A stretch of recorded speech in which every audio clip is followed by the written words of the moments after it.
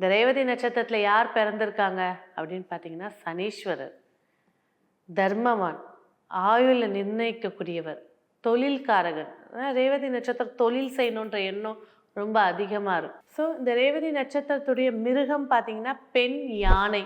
வீட்டில் ஒரு யானை ஸ்டாச்சுவோ இல்லை யானையோ வச்சுக்கிறது சிறப்பு. மகாலட்சுமி படத்தை எடுத்து வைங்க, 2 சைடும் யானை இருக்கும், அதுவும் வெள்ளை யானை. தேவதை வந்து பார்த்தீங்கன்னா பூஷன் சனீஸ்வரர். விருட்சம் இலுப்பை மரம். திருச்செங்கோடுல இருக்கக்கூடிய ஸ்தல விருட்சம் வந்து இலுப்பை மரம். வண்ணங்கள் இளம் பச்சை, லைட் கிரீன் சக்சஸை கொடுக்கும். பூ வந்து பார்த்தீங்கன்னா மஞ்சள் அரளிப்பூ.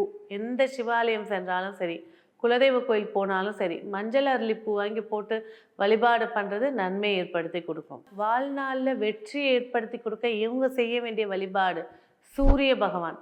சூரிய நமஸ்காரம் எடுத்து பண்ணுங்க. கோவிலுக்கு போகிறதுக்கு டைம் இல்லைனாலும் பரவாயில்ல, காலையில் எழுந்த உடனே ஒரு சூரியனை பார்த்து கையெடுத்து கும்பிட்டு இல்லை சூரிய நமஸ்காரம் பண்ணுறது சிறப்பை ஏற்படுத்தி கொடுக்கும். ஸோ இவங்க தானம் கொடுக்க வேண்டிய பொருள் அப்படின்னு பார்த்தீங்கன்னா தேங்காய் சாதமோ இல்லை கோவிலுக்கு போகும்போது தேங்காய் அர்ச்சனை பண்ணி கோவிலுக்கு இறைவனுக்கே கொடுத்துட்டு வர்றது, இதெல்லாம் நன்மை ஏற்படுத்தி கொடுக்கும். ஸோ இவங்களுக்கு பாசிட்டிவ் எனர்ஜி ஏற்படுத்தி கொடுக்கக்கூடிய உணவு இலந்தை பழம். ஸோ லைஃப்பில் ஆகாத நட்சத்திரம் மக நட்சத்திரமோ விசாக நட்சத்திரமோ, 2 நட்சத்திரமும் இவங்களுக்கு செட் ஆகாது. ஸோ இவங்க ரேவதி நட்சத்திரக்காரர்கள் செல்ல வேண்டிய கோவில்கள், ஸோ திருச்செங்கோடு அர்த்தநாரீஸ்வரர் கோவிலுக்கு செல்றது சிறப்பை ஏற்படுத்தி கொடுக்கும்.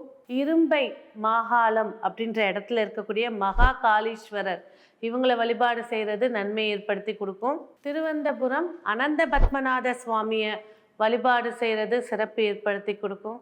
அதே போல் திருப்போரூரில் இருக்கக்கூடிய முருகபெருமான வழிபாடு செய்கிறது நன்மை ஏற்படுத்தி கொடுக்கும்.